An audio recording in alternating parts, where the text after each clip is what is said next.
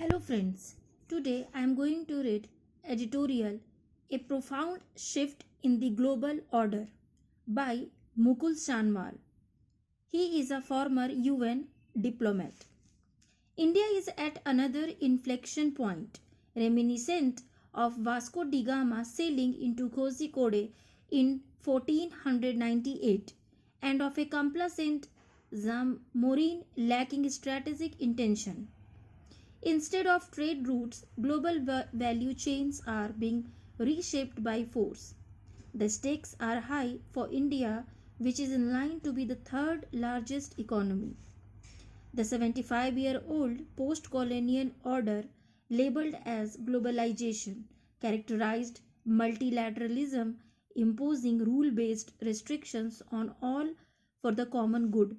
Its conceptual foundation of a world divided between donors and recipients became obsolete with China overtaking the United States as the largest donor and in the share of manufacturing and global trade. The World Trade Organization and the United Nations and treaties lost their utility to the proponents, leading to US withdrawals. The COVID-19 pandemic exposed the G7 scrambling to corner medicines, oblivious of the plight of others. Now, the G7 is splitting, leaving a vacuum, and global institutions such as BRICS will soon have more requests for membership. US President Donald Trump is not whimsical. He is responding to a more equal world moving out of the colonial frame that is attempting to hold on to fading benefits. Bilateral deals are forcing countries to subordinate their interests, and the way tariffs have been described and defined arbitrarily based on trade imbalance intrudes into how national laws should be changed. Least developed countries no longer have privileges. The US is restructuring its approach to prosperity and power, and so should the others. A post-WTO frame. The breakup of the G7 and G20 now leaves global agenda setting open.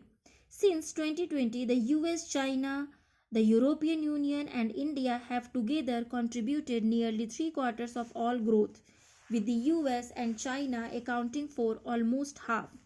There is also a decline in the relative power of the US. Russia has become an Asian power, increasing energy links with China and India.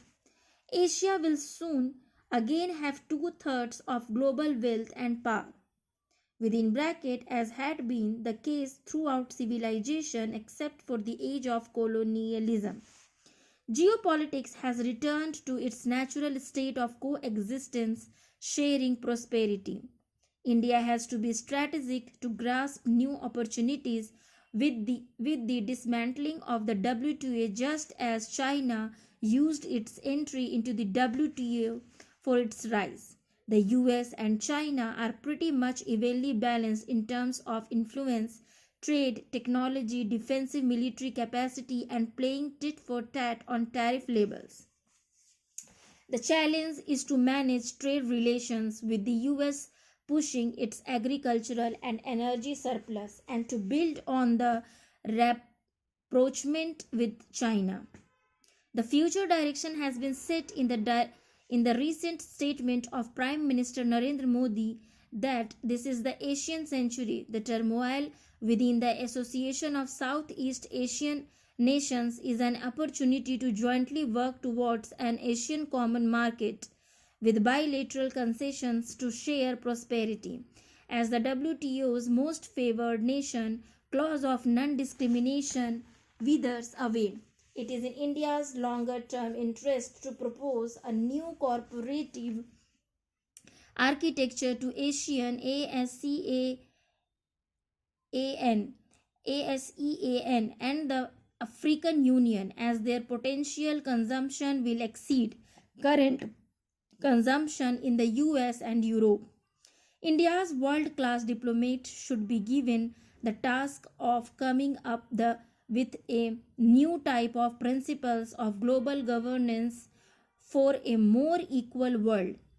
Gaining from global value chains that are dependent more on technology than on tariffs requires laying out a new type of rules that reduce non-tariff barriers and treat linkages between goods, services, investment and infrastructure as part of composite agreements with a review of national impacts annually.